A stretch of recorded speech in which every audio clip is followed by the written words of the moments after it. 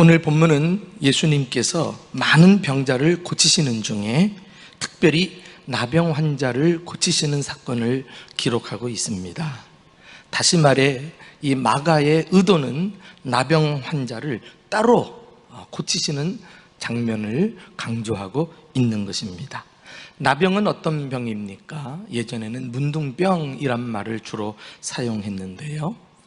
이 나균이 점점 온몸에 펴지면서 뼈와 살이 썩어 들어가면서 코도 떨어져 나가고 손가락, 발가락 등 신체 일부가 떨어져 나가면서도 아픈 줄 모르는 모든 감각기관이 다 죽는 이런 병입니다.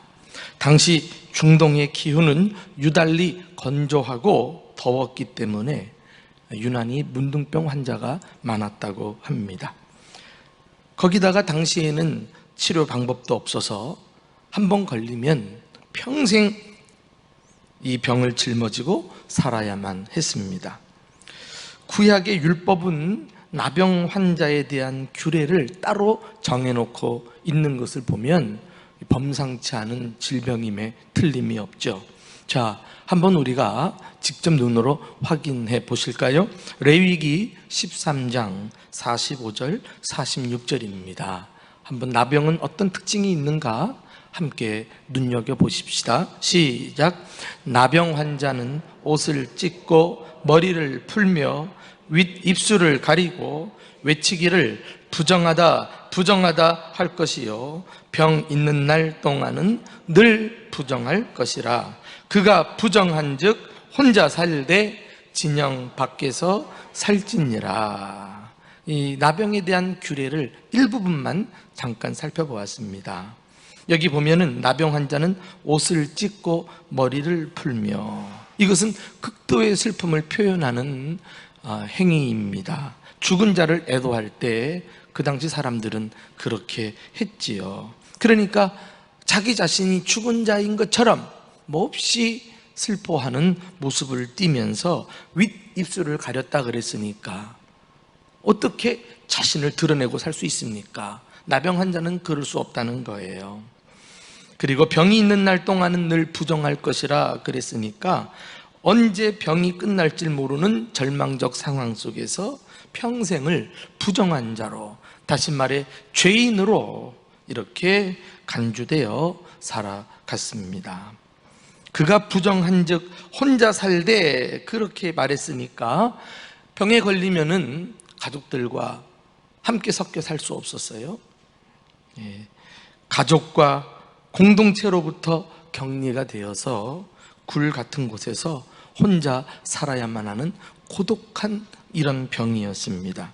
그리고 혼자 살되 진영 밖에서 살찌니라. 아주 나병에 대한 규례가 아주 자세하게 나오고 있죠. 이 진영 밖이라, 진영 안은 이스라엘 백성들이 모여 사는 그런 곳 아닙니까? 그 한가운데는 성막이 있습니다. 하나님이 임재하신 곳인데 이스라엘 백성들은 거룩한 백성으로서 나병 환자는 이 거룩함에서 제외시켰어요. 그래서 부정한 자이기 때문에 진영 밖으로 쫓겨나서 살아간 것은 하나님으로부터도 버림받은 상태임을 우리에게 보여줍니다. 그리고 사람들이 감염되는 것을 막기 위해서 혹이라도 사람들이 그 곁을 지나가는 일이 있으면은 탐해 잇입술을 가리고 나는 부정하다 부정하다 이렇게 외쳐야만 했습니다. 이같이 육체적 고통은 말할 것도 없고 사회적으로도 종교적으로도 버림을 받았던 무서운 질병입니다. 그래서 사람들은 나병을 평범한 병이 아니라 저주받은 병이란 인식을 가지고 있었습니다. 생각해 보십시오. 자신을 하나님께 저주받은 인생으로 여기면서 사람들에게는 버림받은 채 홀로 고독하게 살아가야 하는 이런 인생, 게다가 몸은 말할 것도 없고 심적으로 평생 고통을 안고 살아야 하니 이 얼마나 불행한 인생입니까? 사실 성경에서 나병을 언급할 때는 자주자주 죄의 속성을 비유할 때 사용되기도 했습니다. 이 죄가 가진 특징과 나병이 아주 유사하기 때문에 그래요. 이 죄에 우리가 문둥병으로 온 몸과 마음이 전염이 되어서 우리는 죄인으로 낙인이 찍히고, 그리고 하나님과 사람들에게 버림받은 채 두려움과 절망 속에 살아가는 것이 죄인의 불행한 운명이 아닙니까? 그런데요, 오늘 본문 보니까 이러한 나병 환자에게 그의 불행한 삶에 놀라운 반전이 일어납니다. 오늘 본문 42절에는 곧 나병이 그 사람에게서 떠나가고 깨끗하여 진지라. 할렐루야. 불행한 인생이 행복한 인생으로 바뀐 것입니다. 그가 다시 가정으로 돌아가서 가족의 품에 안기는 이런 모습을 상상해 보셨습니까? 정상적인 공동체의 일원이 되어 당당하게 살아가는 모습을 떠올려 보셨는지요? 이제 하나님 앞에서도 떳떳하게 이스라엘 군중들과 함께 성막에서 예배를 드리는 그의 행복한 모습을 우리는 짐작할 수 있을 것입니다. 그리고 놀라지 마십시오. 그의 삶의 변화는 이것으로 끝나지 않습니다. 이후에 그는 45절에 보면은 복음을 전파하는 자로 살아가게 됩니다. 본문은 이렇게 고침받은 나병 환자를 통해서 어떤 죄인이라도, 어떤 문제를 가지고 있는 인생이라도 해결받을 수 있다는 희망의 메시지를 발견하게 됩니다. 우리는 나병 환자가 보여준 태도에서 행복 끝, 불행이 시작, 반대죠? 예. 불행 끝, 행복이 시작되는 삶의 비결을 발견할 수 있습니다. 조금 전에 웃으신 분들은 설교를 잘 들은 분들이에요. 예. 웃지 않은 분들은 멍하니 지금 뭐 하고 계셔요? 예. 한번 제가 테스트를 해본 거예요. 자, 불행 끝, 행복 시작. 첫 번째 비결은 예수님께 나아오십시오. 사람은 누구를 만나느냐가 중요합니다. 혹이라도 잘못된 친구를 만나고, 그래서 인생 그르치는 사람들이 얼마나 많습니까? 우리가 하나님 아닌 다른 사람, 다른 신을 찾아가서 그에게 절한들, 우리의 삶은 불행하게 될 것입니다. 성경에 다른 신에게 절하는 자는 괴로움을 당할 것이라 이렇게 말씀하고 있습니다. 나병 환자의 인생 역전은 예수님과의 만남으로 시작됩니다. 오늘 본문은 이렇게 시작되고 있죠. 40절에 한 나병 환자가 예수께 와서, 아마도 나병 환자가 다른 사람을 찾아갔다면 오늘 성경의 기록은 찾아볼 수 없을 것입니다. 이미 살펴본 대로 율법은 나병 환자의 사회활동이나 대인 접촉을 철저하게 금하고 있어요. 그럼에도 불구하고 당시의 관습과 율법을 깨고 예수님께 나왔다는 것은 용기가 없으면 불가능합니다. 우리는 나병 환자의 이러한 태도에서 예수님께 나오는 자가 가져야 할 담대한 태도를 보게 됩니다. 예수님은 나를 절대로 외면하지 않으실 것이다. 예수님은 나를 사랑으로 용납해 주실 것이다. 이런 믿음 말이죠. 이것이 구약과 신약의 차이가 아닙니까? 구약의 율법은 죄인을 정죄합니다. 그러나 신약의 은혜는 죄인을 구원합니다. 나병 환자는 예수님께서 이 땅에 오심으로 율법을 넘어 은혜의 시대를 열으신 분임을 믿고 예수님께 나온 것입니다. 이것이 신약의 가르침의 핵심이에요. 핵심. 자, 히브리서 4장 16절에 보면은 이 핵심을 잘 요약한 구절이 나옵니다. 여러분들께 이 아침에 드립니다. 다 같이 읽어봅시다. 시작. 그러므로 우리는 긍휼하심을 받고 때를 따라 돕는 은혜를 얻기 위하여 은혜의 보좌 앞에 담대히 나아갈지니라. 할렐루야. 은혜의 보좌, 주님께서 앉아 계신 은혜가 부어지고 있는 그 자리에 예수님께서 십자가로 열어놓으신 그 길을 통해서 우리는 당당하게 담대히 나아가는 줄로 믿습니다. 혹시 우리가 어떤 생각에 사로잡힐 수 있느냐면은 자기 자신의 모습에 자신도 너무 실망스러워요. 하나님이 과연 나를 받아주실까? 나는 결코 주님 앞에 용서받지 못할 거야. 이런 생각을 가지고 주님 앞에 감히 나오기를 두려워하는 사람들이 있어요. 오늘 이 가운데 혹시 그런 마음으로 소심한 마음으로 주님을 찾으신 분이 있다면 우리 생각과는 다르게 우리를 있는 모습 그대로 용납하시고 불쌍히 여기시는 주님을 만날 수 있기를 예수님의 이름으로 축원합니다. 우리를 긍휼하심을 주시고 때를 따라 돕는 은혜를 받기 위하여 예수님께 나오셔야 합니다. 과연 예수님은 당신께 나오는 사람들을 어떻게 대하십니까? 41절에 보면 예수께서 불쌍히 여기사, 불쌍히 여기사. 이 말은 단순한 동정이 아닌 것입니다. 너무 마음이 안타까워서 눈물을 흘려주는 정도가 아니에요.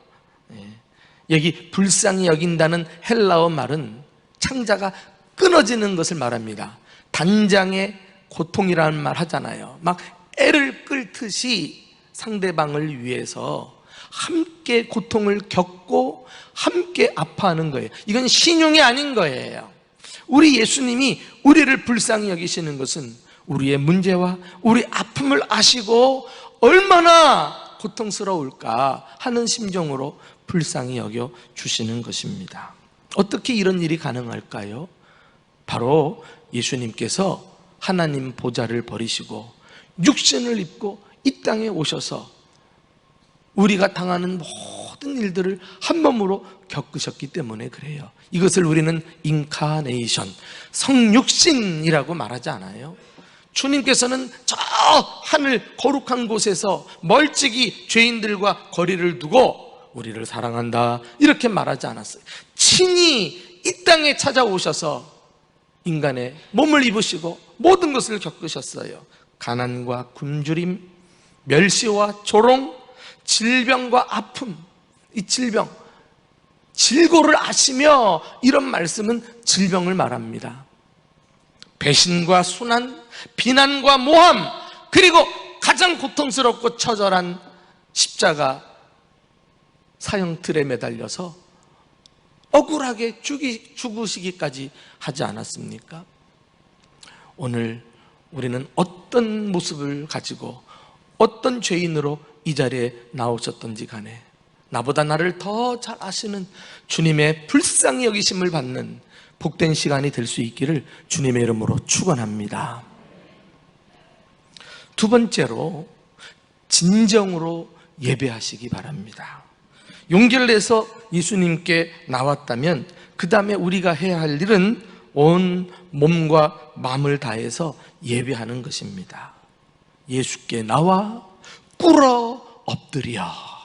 나병 환자의 이 자세를 하나하나 놓치지 않고 기록하고 있는 마가를 보세요. 그만큼 그 태도가 중요하기 때문이 아닙니까?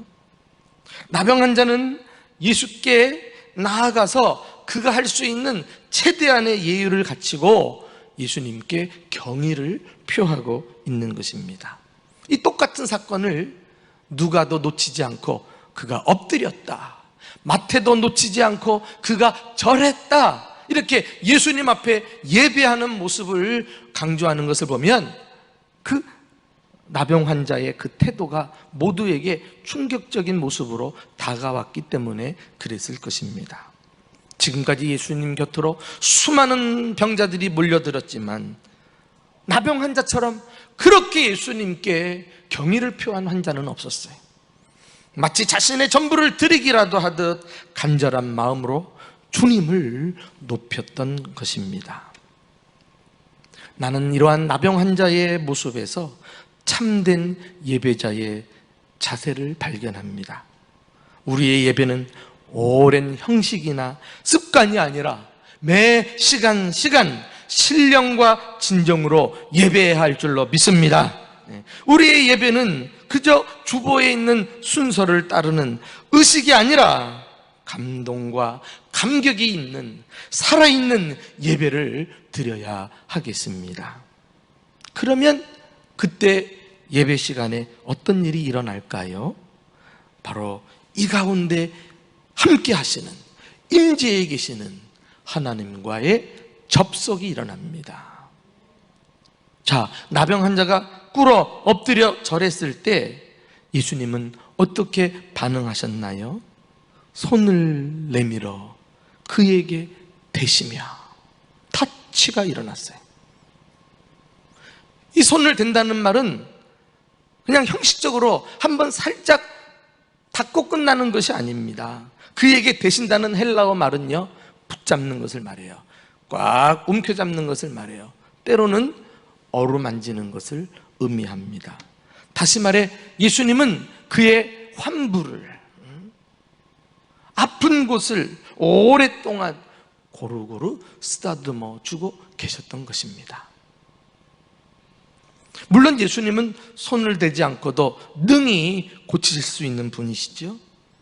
그러나 굳이 어루만지시고 쓰다듬어 주심으로 예수님의 마음을 그에게 전하고 계신 것입니다. 잘 왔다. 네가 그동안 얼마나 고독하게, 외롭게, 고통스럽게 살아왔는지 내가 잘 안다. 이런 주님의 사랑을 전달하고 있는 것이 아닐까요? 나병 환자가 꿇어 엎드린 것도 귀한 일이지만 예수님께서 직접 손을 내밀어 어루만지신 것은 더 놀랍기만 합니다. 이렇게 오랜 터치를 통해서 예수님의 마음을 전달받았을 때 이 나병 환자가 얼마나 큰 위로를 받았을까요? 자기가 받아들여지는 것을 느끼는 순간 그때 막 행복함이 물려들지 않았을까요?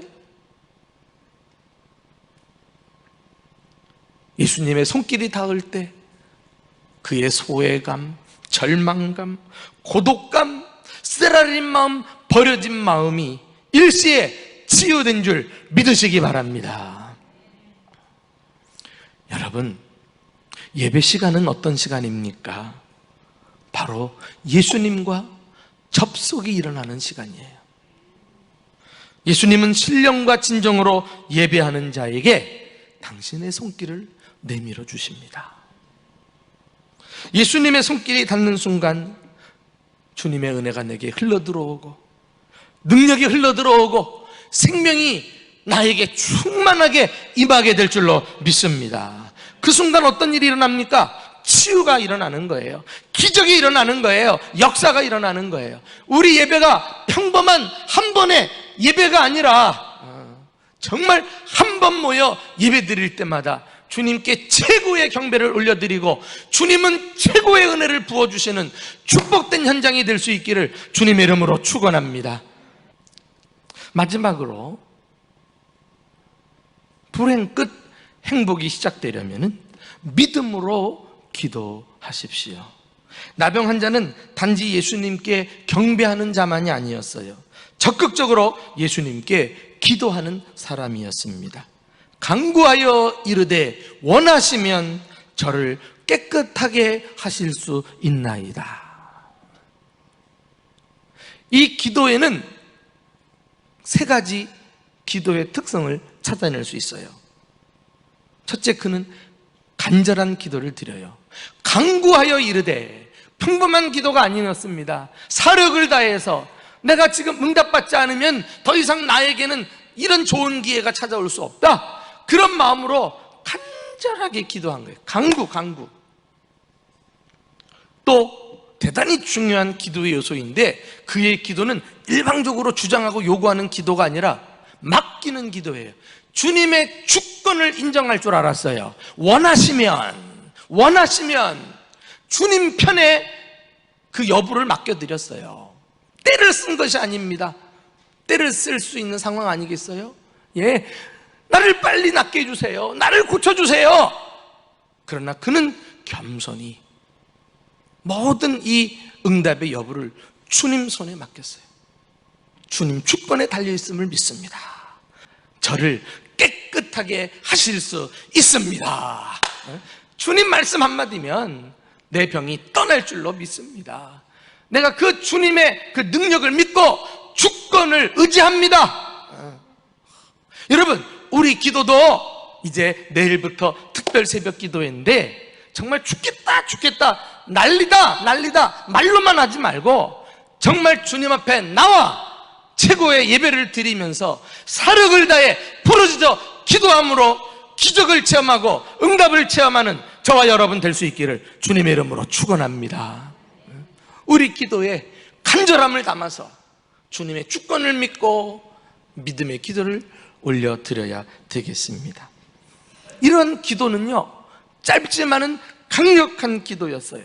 이 기도가 그의 인생을 결정적으로 바꾸어 놓았어요. 저주받은 인생에서 축복된 인생으로, 더러운 인생에서 깨끗한 인생으로, 불행한 인생에서 행복한 인생으로 바뀌는 결정적인 계기가 그의 믿음의 기도에 있었음을 볼 수가 있습니다. 오늘 본문으로 다시 돌아와서 예수님께서 이 나병 환자의 기도에 어떻게 응답하셨는지 보십시오. 예수님도 말씀하십니다. 그의 기도를 듣고는 내가 원하노니 깨끗함을 받으라. 이 나병 환자를 고치시는 것이 주님의 뜻이었어요. 강구와 주님의 뜻이 딱 일치가 될 때 기도 응답이 나타나는 거예요. 이 예수님의 말씀, 주님은 굳이 말씀하지 않고도 얼마든지 능력을 나타내셔서 고칠 수 있는 분인데도 내가 원하노니 깨끗함을 받으라 말씀하셨어요. 이 말씀이야말로 생명의 말씀, 소망의 말씀, 치유의 말씀, 능력의 말씀인 줄로 믿습니다. 복음서에 보면은 예수님이 말씀하심으로 바람과 바다가 잔잔하게 됐고 귀신이 쫓겨나갔고 심지어 죽은 자도 살리신 줄로 믿습니다. 나사로야 나오라! 기억나시잖아요. 그런데 이 간단한 장면을 통해서도 하나님께서 우리 기도에 응답하시는 원리를 하나 발견합니다. 주님께서 우리 기도에 응답하실 때는 우리 마음속에 말씀을 꽂아주셔요. 그 말씀이 나에게 은혜로 와닿을 때 그걸 붙잡고 간절하게 주님 앞에 더 기도하게 됩니다. 그러면 기도하면 기도할수록 된다? 야, 응답될 때가 왔네? 본인이 느껴요. 더 집중해서 사력을 다해서 기도하고 응답이 임하는 줄 믿으시기 바랍니다. 여러분, 우리 한번 시편 107편 20절 말씀 한번 좀 다 같이 읽어볼까요? 시편 107편 20절이에요. 시작. 그가 그의 말씀을 보내어 그들을 고치시고 위험한 지경에서 건지시는도다. 할렐루야. 예. 아마도 이 말씀 중에서 이 말씀 한번 띄워줘 보세요. 가장 중요한 말씀은 그들을 고치시고 위험한 지경에서 건지신다. 이게 아니라 그 앞에 먼저 뭐를 하세요? 말씀을 보내시고.